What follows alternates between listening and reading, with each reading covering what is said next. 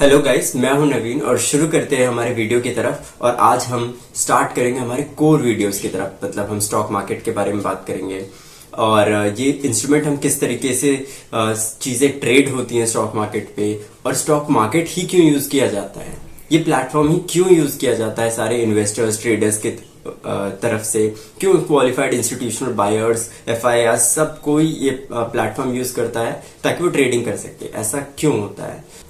तो शुरू करते हैं और हम जानेंगे स्टॉक मार्केट के बारे में। स्टॉक मार्केट बेसिकली दो हिस्सों में डिवाइडेड है। मार्केट जो है बेसिकली दो हिस्सों में डिवाइडेड है, प्राइमरी मार्केट और सेकेंडरी मार्केट। प्राइमरी मार्केट मतलब जब कंपनीज, कोई भी प्राइवेट हो या पब्लिक कंपनीज हो, जब वो कंपनीज जो हैं अपने शेयर्स दे करके और पब्लिक से पहली बार पैसा लेती हैं। पब्लिक कोई भी हो सकता है, इन्वेस्टर हो सकते हैं, क्वालिफाइड इंस्टीट्यूशनल बायर्स हो सकते हैं, कॉर्पोरेशंस हो सकती है, आपके और मेरे जैसे रिटेल इन्वेस्टर्स भी हो सकते हैं, हाई नेटवर्थ इंडिविजुअल्स भी हो सकते हैं। ठीक है, तो पब्लिक में इन सबको कंसिडर कर रहा हूं मैं। तो पब्लिक के सामने जब फर्स्ट टाइम शेयर्स प्रेजेंटेड होते हैं और उनके बदले में कंपनीज जो है पैसे रेज करती हैं, ताकि कैपिटल रेज करती हैं ताकि वो डिफरेंट केपेक्स कर सके, नए वर्टिकल्स खोल सके, नए बिजनेस यूनिट्स खोल सकें, काफी अपने प्रॉफिट्स बढ़ा सकें, रेवेन्यूज बढ़ा सकें, कोई और सेक्टर में जा सकें। तो इन सब चीजों के लिए उन्हें पैसों की जरूरत होती है। तो पैसे सबसे पहले उन्हें कहां से मिलते हैं? प्राइमरी मार्केट से।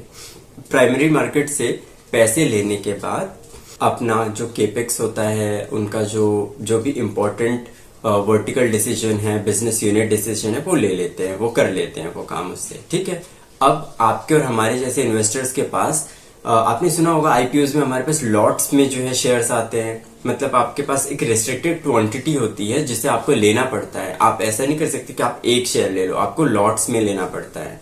तो एक लॉट आपको 15 to 25,000 के रेंज में पड़ जाता है और इतने में जो है आपको एक लॉट मिल जाता है और उतने शेयर्स के आप मालिक हो जाते हैं। बट सपोज आपने लिया आईपीओ में, शेयर्स ले लिए और पैसा आपने दे दिया 15 to 25,000, और सपोज कर लेते 20,000 रुपीज, है ना। और आईपीओ जैसे ही क्लीन हो गया, मतलब आईपीओ ने सक्सेस कर दिया और आपको आपके पैसे जो है बढ़ने स्टार्ट हो गए, तो आप अब ये सोचते हैं कि बस मुझे अभी पैसों की जरूरत है और मुझे काश कोई ऐसा इन्वेस्टर मिल जाए जो मुझसे ये खरीदने को तैयार हो। ठीक है, तो आप ऐसे इन्वेस्टर को ढूंढेंगे, ऐसे ट्रेडर को ढूंढेंगे जो कि आपको तुरंत के तुरंत पैसा दे दे और उसके बदले में शेयर्स ले ले, है ना। जरूरी नहीं है किसी इमरजेंसी सिचुएशन में, ये भी हो सकता है कि आपको लगता है कि इसके शेयर का प्राइस जो आगे चल के नहीं बढ़ेगा और एक अच्छा डिसीजन नहीं होगा इसे होल्ड करना। तो आप इस सिचुएशन में जो है ये डिसीजन ले सकते हैं कि मुझे अब इस शेयर को लिक्विडेट करना है। ठीक है, तो इन दैट केस आप डिफरेंट इन्वेस्टर्स के पास, ट्रेडर्स के पास जाएंगे और कहेंगे भाई मेरे पास ये शेयर पड़ा है, क्या आप इसके बदले में कैश दे सकते हो मुझे, क्या आप इसके बदले में पैसे दे सकते हो मुझे।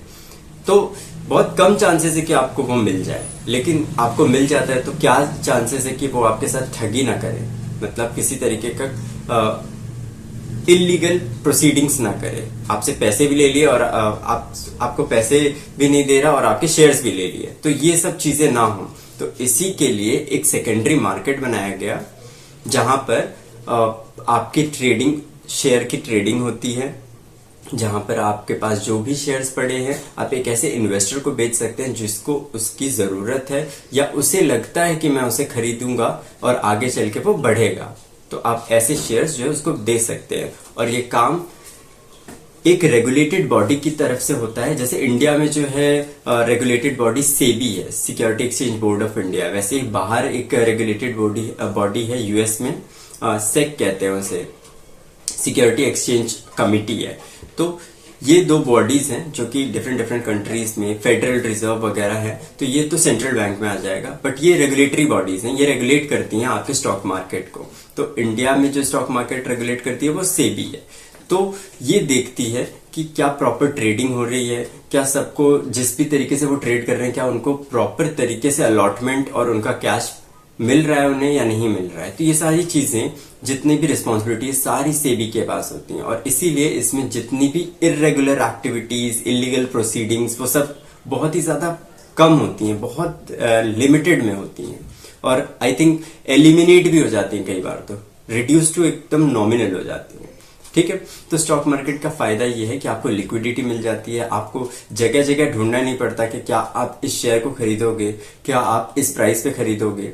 तो आपको जो प्रॉब्लम वाला पार्ट है वो फेस नहीं करना पड़ता। जस्ट आप स्टॉक मार्केट का एक ऐप खोलते हो डिस्काउंट ब्रोकर का, और आप अपना शेयर देखते हो, उसका प्राइस क्या चल रहा है, जो भी सामने वाला सेलर है या बायर है वो खरीदने के लिए उस रेट पे तैयार है, आप तुरंत उसे सेल करोगे, सामने वाले को उसे सामने वाले के शेयर में, सामने वाले के डीमैट अकाउंट में वो शेयर जो है क्रेडिट हो जाएंगे, और आपके अकाउंट में उसके कैश, उसका पैसा क्रेडिट हो जाएगा। तो इस तरीके से स्टॉक मार्केट रेगुलेट करता है, इसी तरीके से डेट चलते हैं, इसी तरीके से बॉन्ड्स चलते हैं। ये सारी चीजें आज के टाइम पर स्टॉक मार्केट पे आप ट्रेड कर सकते हैं। तो ये स्टॉक मार्केट है जिसपे आप अपने जो भी ट्रेडिंग एक्टिविटीज हैं वो कर सकते हैं। काफी रेगुलेटेड होता है, तो इसलिए इसमें डरने वाली प्रॉब्लम नहीं होती, और मैनेज भी होता है ये अच्छे से। तो आप एनसीएलटी को कंप्लेंट कर सकते हैं, हाई कोर्ट और सुप्रीम कोर्ट, ये सारी जगहों पे आप जा सकते हैं इनकी जो भी डेटा है उसे लेकर के। तो ये बहुत सेफ होता है। ठीक है, तो आज के स्टॉक मार्केट के स्टार्टिंग के लिए आज की वीडियो इतनी ही, और आगे आपसे मुलाकात फिर से होगी। Thank you so much.